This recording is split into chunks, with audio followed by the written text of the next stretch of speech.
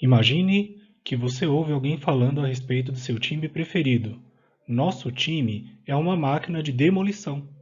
O que significa máquina de demolição dentro dessa frase? Significa que o time é uma máquina mesmo? Ou significa que o time é muito forte, potente e difícil de ser parado? Bem, hoje nós vamos estudar figuras de linguagem e vamos para a segunda aula, onde falaremos sobre figuras de palavras. Eu sou o Denilson, sou professor de português, e se você gostar do vídeo, não deixe de curtir, inscreva-se no canal e ative o sininho para receber as notificações. Vamos nessa então?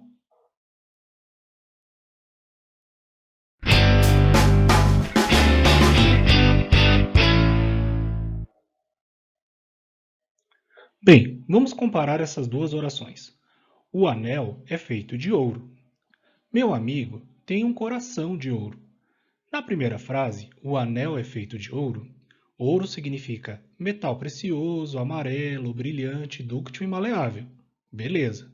Só que na segunda, meu amigo tem um coração de ouro. Qual o significado da palavra ouro nessa segunda oração? Bom, dizer que alguém tem um coração de ouro pode significar que a pessoa é bondosa, que a pessoa é gentil ou que a pessoa gosta de ajudar os outros. No segundo exemplo, a palavra ouro sofreu um desvio na sua significação. Esse desvio confere maior expressividade à oração. Quando ocorre um desvio de significação para atingir efeitos expressivos, tal como esse da segunda oração, nós temos uma figura de palavras, e as principais figuras de palavras da língua portuguesa são metáfora, metonímia, catacrese, perífrase e sinestesia. Vamos começar pela metáfora. Metáfora é um desvio de significação nascido de uma comparação mental entre dois seres ou entre dois fatos. Veja o exemplo. A bailarina dançava levemente, como uma pluma levada ao vento. Isso aqui é uma comparação. Por quê? Eu estou comparando a bailarina com uma pluma levada ao vento. E aqui eu tenho a conjunção comparativa como. Então, eu tenho aqui dois elementos, dois seres, sendo comparados, e entre essa comparação, entre um elemento e outro da comparação, eu tenho a conjunção comparativa. Agora, veja o segundo exemplo. A bailarina era uma pluma ao vento. Perceba que eu tirei daqui, né, o nosso conectivo comparativo e afirmei diretamente que a bailarina era uma pluma ao vento. Acabei de fazer uma metáfora, ou seja, uma comparação mental entre dois seres. Então, eu continuo tendo a bailarina, tendo a pluma também, mas não tenho o conectivo de comparação. As metáforas são construídas da seguinte maneira: eu vou pegar um elemento da comparação, outro elemento da comparação e construir a metáfora a partir daquilo que eles têm em comum. No caso entre a bailarina e a pluma, nós temos a leveza como algo em comum. Então, por meio dessa intersecção, é que a gente faz a metáfora, sem utilizar a palavra comparativa, como, tal como, assim como e etc. Entendeu? Vamos ver mais alguns exemplos daqui a pouco. Bem, existem dois tipos de metáfora: a metáfora imprópria e a metáfora própria. A metáfora imprópria, ela ocorre quando citam-se os dois elementos da comparação mental. Veja o exemplo. A mente de Luísa é um cofre inquebrável. Então, eu estou comparando a mente a um cofre. Não tem aqui o conectivo de comparação, então isso aqui é uma metáfora. E é claro, né? Eu citei os dois elementos. Então, isso aqui é uma metáfora imprópria. Já na metáfora própria, nós vamos citar apenas um dos elementos da comparação mental. Veja lá, a mente de Luísa não se abria com facilidade. Perceba que algo que não se abre com facilidade continua sendo um cofre inquebrável, só que eu citei aqui apenas o primeiro elemento da metáfora. O segundo elemento fica subentendido de alguma maneira aqui na oração. Então perceba que a metáfora também foi construída pela intersecção de algo em comum entre os dois elementos da comparação mental.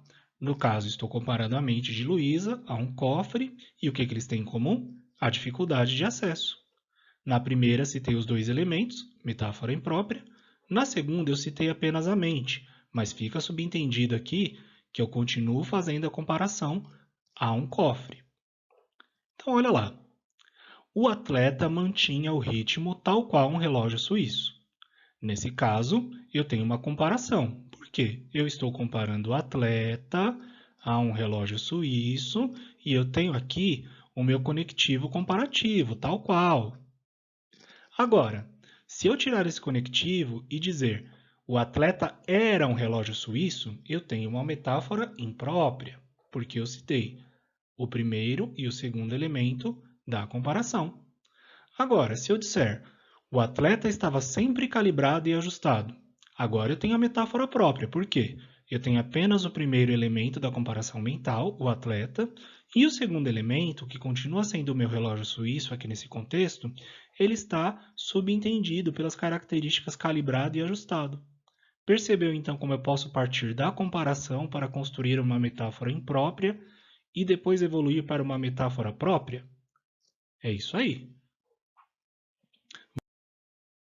Vamos agora colocar esses conhecimentos em prática para resolver o seguinte exercício.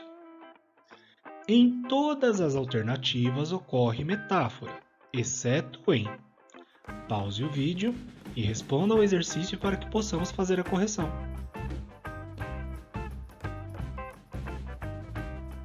Muito bem. Alternativa A. Aquela redação foi o meu obstáculo mais alto.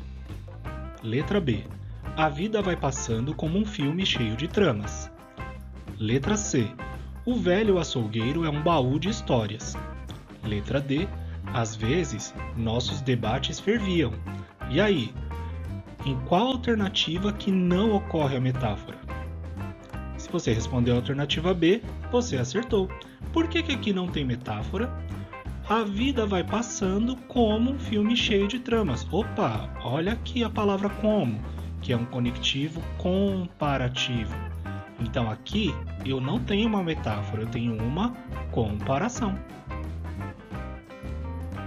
Mas eu poderia construir uma metáfora a partir dessa comparação, você concorda? Como ficaria a metáfora aqui?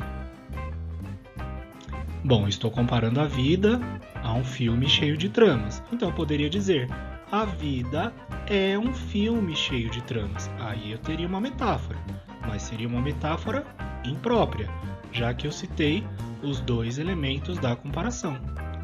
Agora, tente construir aí uma metáfora própria a partir desse exemplo.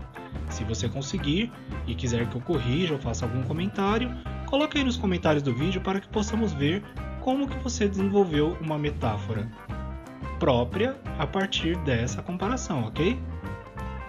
Você entendeu que a metáfora é construída numa comparação mental, sem o conectivo comparativo, utilizando aí dois elementos, e na intersecção desses elementos nós vamos ter alguma característica comum a eles, ok? Vamos em frente. Metonímia. A metonímia também é um desvio de significação por meio do uso de uma palavra no lugar de outra com a qual está relacionada. Como assim, Denilson? Vamos ver um exemplo. Veja a oração. Os aviões lançavam bombas sobre o território inimigo. Maravilha! Aqui todas as palavras estão sendo utilizadas com seu significado básico. Agora, eu vou colocar alguma palavra no lugar de bombas para construir a minha metonímia. Os aviões lançavam destruição sobre o território inimigo. Perceba que eu usei a palavra destruição no lugar da palavra bombas e essas duas palavras estão relacionadas. Por quê? Porque bombas causam destruição. Mais ou menos como se a palavra destruição estivesse dentro da palavra bombas. Então eu não tenho mais aquela relação de intersecção. Eu tenho aqui uma relação de contiguidade. O significado de uma palavra está dentro do significado de outra palavra. E aí eu posso usar uma no lugar da outra, construindo a minha metonímia. Vamos agora ver em que casos que ocorre a metonímia na língua portuguesa, alguns dos casos que são vários. Quando utilizamos o nome do autor no lugar de sua obra. Olha lá, leio Machado de Assis e ouço Mozart. Na verdade, eu leio o livro e ouço a música, mas aqui eu usei o nome dos artistas no lugar das obras. Efeito pela causa. Esse frasco contém a cura para a doença. Bom, se é um frasco, ele contém o remédio para a doença. Mas aqui no lugar de remédio eu usei a palavra cura. O carro ultrapassou perigosamente. Bom, na verdade, quem ultrapassou não foi o carro, foi o motorista, né? Então eu usei aqui um instrumento no lugar da pessoa. O símbolo pela coisa. Jamais se afaste dos livros. Na verdade, a palavra livros aqui é o símbolo da palavra estudos. Se você mentalmente fizer aquele desenho que eu fiz no slide anterior, nós temos a palavra estudo e dentro da palavra estudo nós temos a palavra livros como um dos símbolos do estudo. Então aqui é uma metonímia também. Bem, o Brasil produz muitos alimentos. Na verdade, quem produz muitos alimentos são os brasileiros, os agricultores. Então, eu usei o nome do lugar ao invés de usar as pessoas. Todos precisam de um teto para morar. Bem, teto aqui, na verdade, significa casa. Então, eu usei uma parte no lugar do todo. Meu avô foi um mecenas para mim. A família dos mecenas foi uma família que protegia e financiava muitos artistas na Itália. Então, quando eu digo que meu avô foi um mecenas, eu digo que meu avô foi um protetor para mim. E como último exemplo, o delegado tinha a chave do aço que prendia o malfeitor. Na verdade, eu usei aqui a matéria pelo objeto. Com aço aqui eu quero dizer algemas. Então, quando eu uso uma palavra no lugar de outra, sendo que essas palavras estejam relacionadas entre si, eu tenho uma metonímia. Vamos agora fazer mais um exercício juntos. Indique a alternativa em que não ocorre metonímia. Pause o vídeo, responda o exercício e daqui a pouco a gente conversa novamente.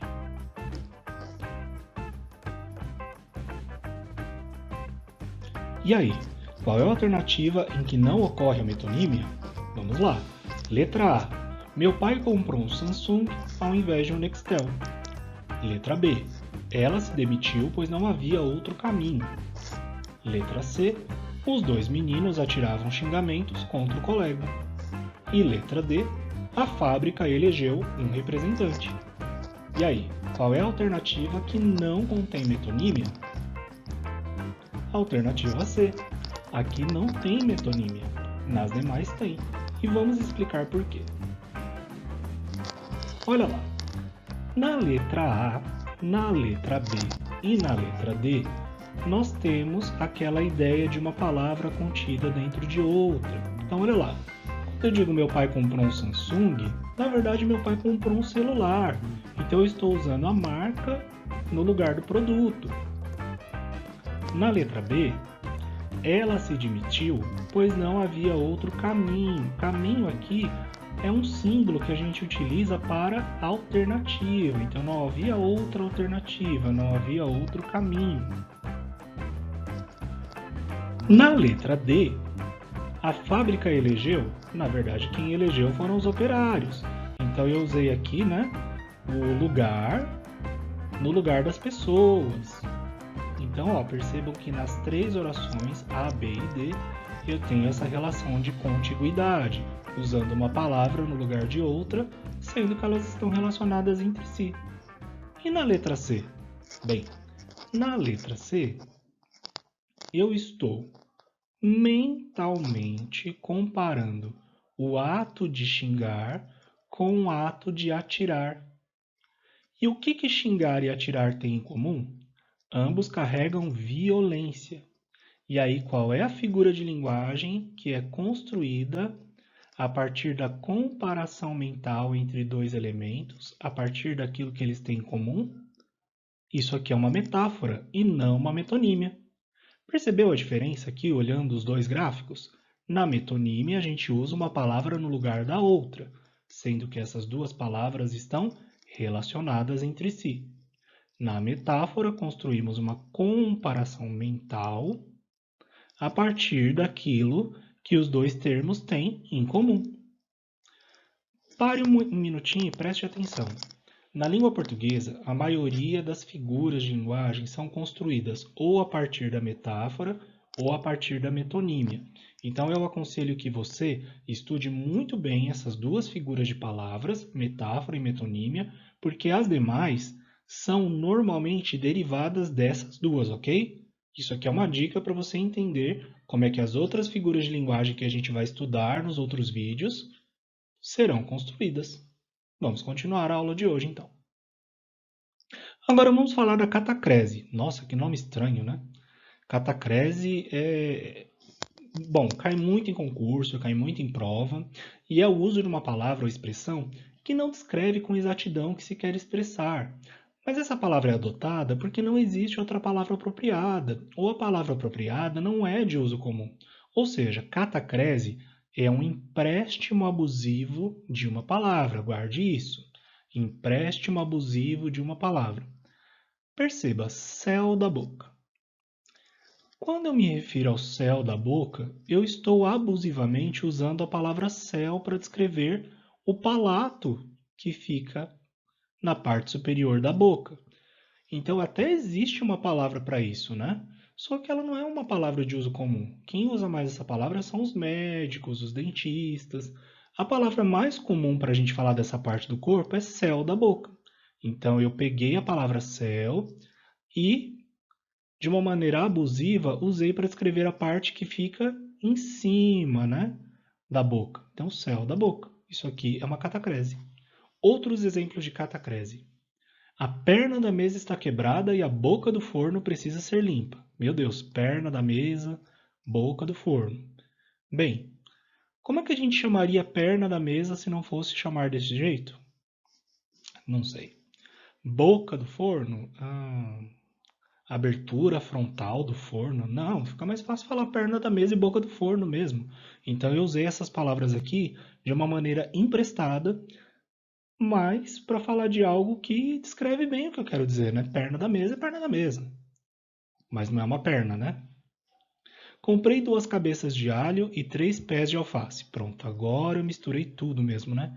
Cabeça de alho, pé de alface. Isso aqui também eu peguei essas palavras e de uma maneira abusiva estou usando para descrever uma outra coisa. Não se sente no braço do sofá. Ok, braço do sofá, catacrese.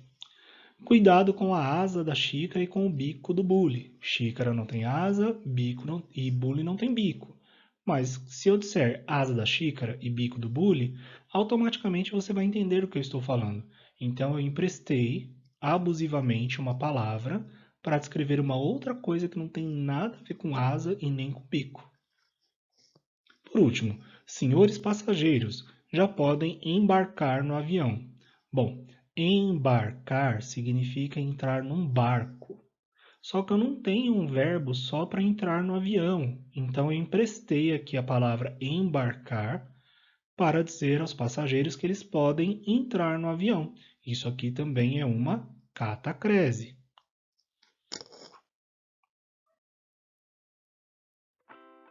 E aí o tipo de exercício que a gente vê em muito concurso por aí. Dê uma pausa no vídeo e responda ao exercício a seguir com tranquilidade.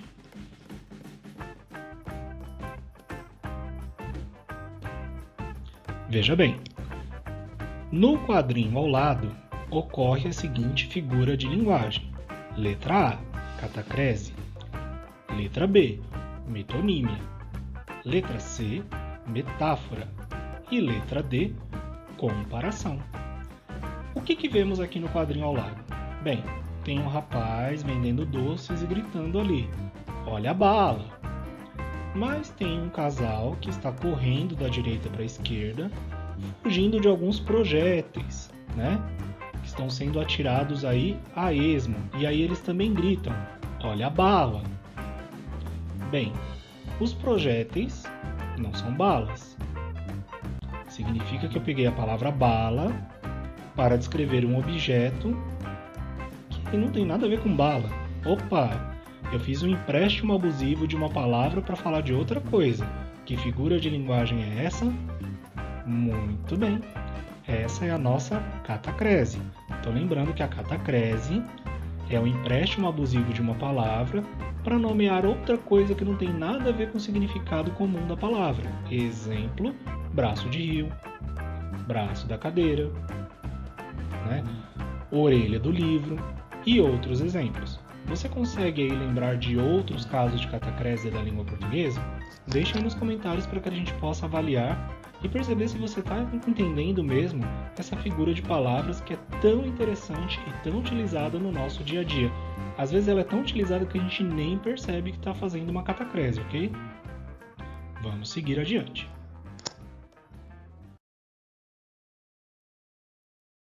Perífrase. Olha lá, nome engraçado, hein?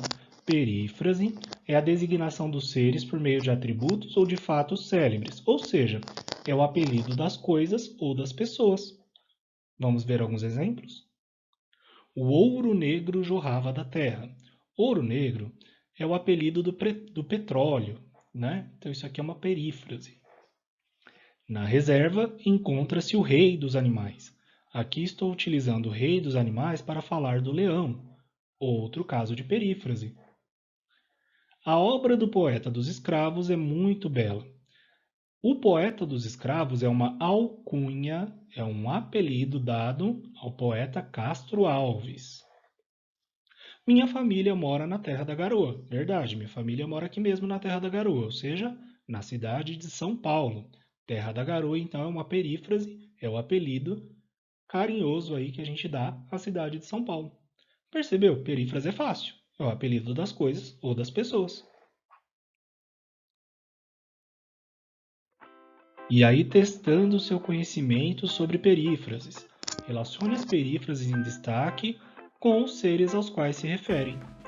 Pause o vídeo, vai com calma, eu tenho certeza que você vai acertar todas as alternativas, ok? Então vamos lá. Aí, muito fácil, né? Na coluna A temos A, pai da aviação, B, cidade maravilhosa, C, o melhor amigo do homem e D, filho de Deus. Na outra coluna nós temos Rio de Janeiro, Jesus Cristo, Alberto Santos Dumont e cachorro. E aí? Pai da aviação, letra A, você colocou aí como perífrase de quem?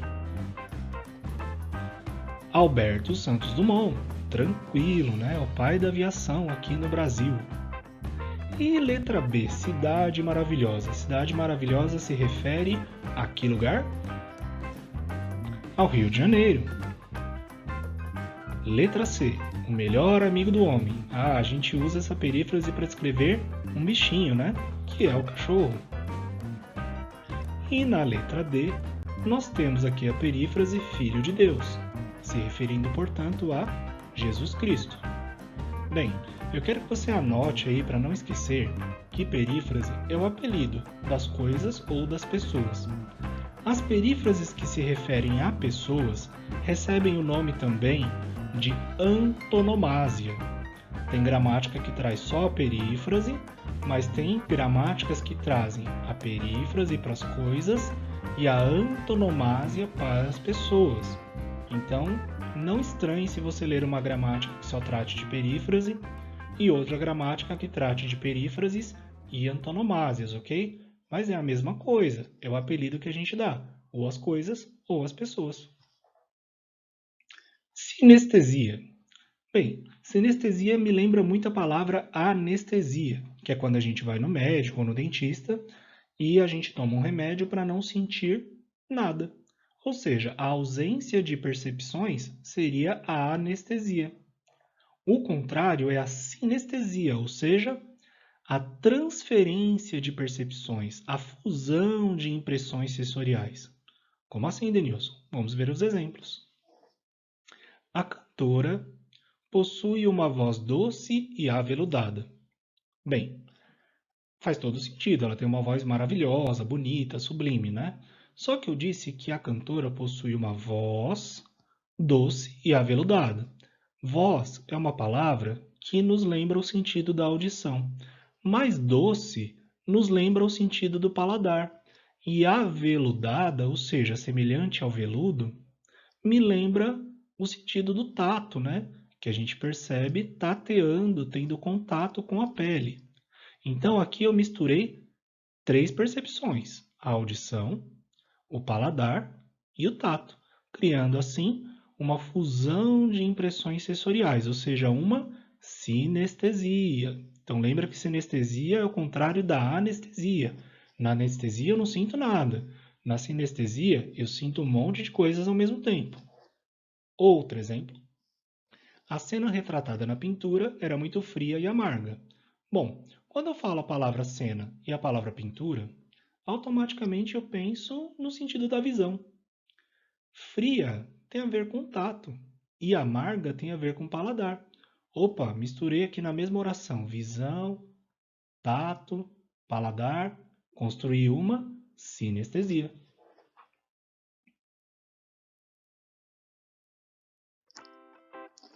E aí olha como esse conhecimento pode cair numa prova. Pause o vídeo, leia com atenção o enunciado e aí já já a gente resolve esse exercício juntos, ok? Vamos lá.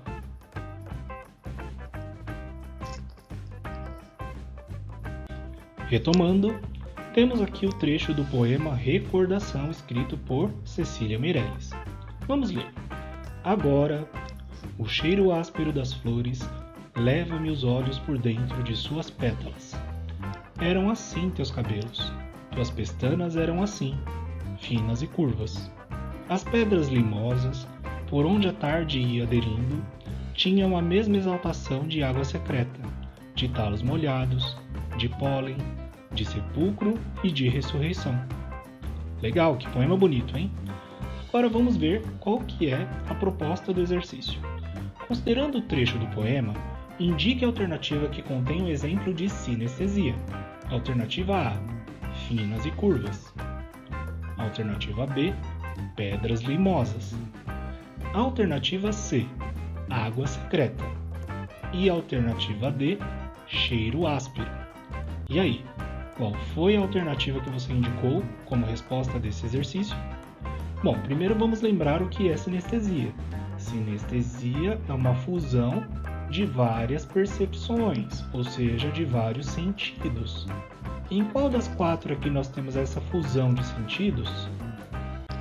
Nós temos essa fusão na alternativa D, cheiro áspero. Por que aqui nós temos uma fusão de sentidos? A palavra cheiro te lembra qual sentido? O sentido do olfato. E a palavra áspero? Bom, áspero é uma coisa que a gente sente com a pele. Então me lembra aqui o sentido do tato. Misturei olfato com tato, criando aqui uma sinestesia. E aí nós terminamos de ver aquelas figuras de palavras que eu propus no início do vídeo. Mas aí eu te pergunto, será que nós estudamos todas as figuras de palavras da língua portuguesa? Não, nós não estudamos todas. Na gramática, há muitas outras figuras de palavras também. Por exemplo, tem a sinédoque, tem a antonomásia, tem a alegoria. Só que quando você ler, por exemplo, sobre alegoria na gramática, você vai perceber que a alegoria nada mais é do que uma profusão, do que uma soma de várias metáforas. Ou seja, as figuras que a gente estudou hoje são as mais frequentes em provas. Então, se você já guardar e entender os processos das figuras de palavras de hoje, quando você for na gramática e perceber que existem outras figuras de palavras, você vai lidar com isso aqui com mais facilidade, com mais familiaridade. Vai passar até a gostar um pouco mais de estudar a língua portuguesa, tenho certeza. Ok? E aí, para ver se você entendeu tudo que a gente viu hoje, vamos fazer uma revisão prática. Você sabe dizer quais são as figuras de palavras presentes nas seguintes frases? Bom, vamos resolver junto aí, uma por uma para revisar. Número 1. Mês que vem, vamos visitar a Cidade Luz. Nossa, Será que tem alguma figura de palavras aí? Mês que vem, vamos visitar a Cidade Luz. Opa, a Cidade Luz é como a cidade de Paris é conhecida, né? Então eu usei aqui não o nome Paris, mas o apelido da cidade. Então aqui tem uma figura de palavras que a gente chama de perífrase. Então lembrando que a perífrase é o apelido das coisas ou das pessoas. Número 2. A Câmara aprovou o projeto para a construção da ponte. A Câmara? Mas a Câmara é um prédio. Como que a Câmara aprovou? Na verdade não foi a Câmara, foram os políticos, os vereadores, né? Então, eu usei aqui o nome do lugar ao invés de usar as pessoas, criando uma metonímia. Lembra? Na bolinha maior, Câmara. Na bolinha menor, vereadores. Ao invés de falar os vereadores, eu falei a Câmara.